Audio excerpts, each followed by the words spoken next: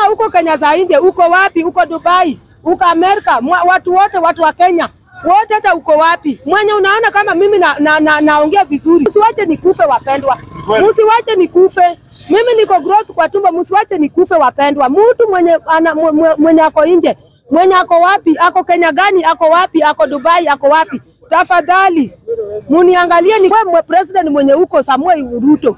Tafadhali wacha angalia hizi account bila hakuna pesa. Angalia pesa ilikuja kwa account, watu wafanye kazi. Si ati nyinyi mwenyewe utajifanya ati wewe unaenda kwa makanisa, unaenda kutoa pesa huko kwa makanisa. Samuel Ruto, tumia akili.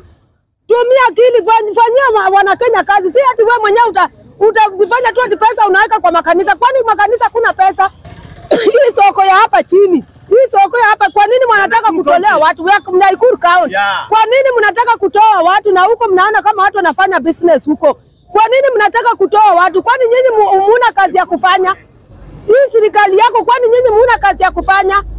Wacheni watu wafanye kazi, si kutoa watu kwa soko. Basi serikali ya Uhuru Kenyatta ilikuwa mbaya. Hii wakati ya Uhuru Muigai Kenyatta, hii serikali ilikuwa mbaya. Na hii serikali ya Samuel Ruto, hii serikali ni mbaya sana. Na yeye mwenyewe hataki kuambiwa. Sisi mwenyewe tunajua kiongozi mwenye tutapea tukatembea, ndio tutapea. Huyu ndio tumeona kama anatetea wana Kenya. Yes. Sisi tutafikiria bati tunapea Matiang'i mwenyewe alikuwa wapi? Sasa inasema watu wanaimba Matiang'i ndio tutapea kura. Kwani sasa hiyo alikuwa wapi? Matiang'i tutampea kura, alikuwa wapi? Yeye mwenyewe alikuwa wapi? Yeye mwenyewe alikuwa Matiang'i mwenyewe amefanya watu wamewekwa Ribayala.